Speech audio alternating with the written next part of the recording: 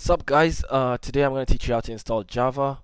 I'm not actually going to do it because I already have Java installed and I can't be bothered to uninstall it and install it again, but I'm pretty sure you guys have a brain cell and you can go through the easy mode with me. I'll just tell you how quickly to do it. First of all, you just want to open command prompt in case you already have Java, press java dash version and you should see the version, or you'll see an error, which is the case we are trying to solve right now. If you do have I don't know what it says if you like type a random command, or you will see something like this. Right, so what you want to do once you get that message is open your browser and just type java jdk download. That should lead you to the Oracle website as the first link, and you just want to click Java Downloads Oracle because Oracle creates Java. That's why you have the Oracle thing.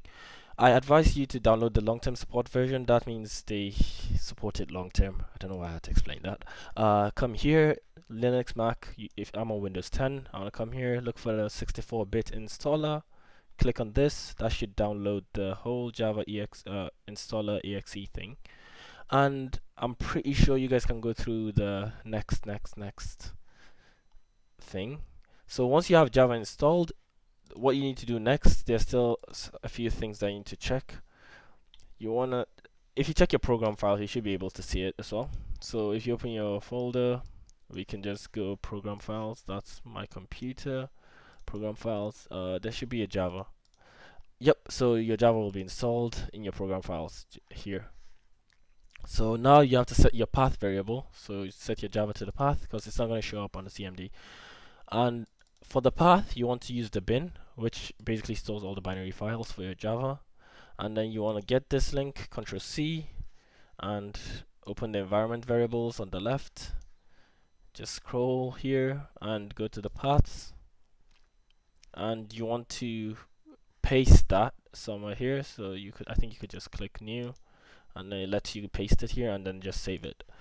I already done it before, so you can already see my Java bin folder right here. And yeah, press OK. That's it. And what else you want to do is there's something called Java Home. I honestly can't remember when I made this, but there's a reason for it, and it's kind of important. So just so you don't face errors later on, you want to install Java Home as well. To do that, not install, just set it up. You want to click New, type Java Home,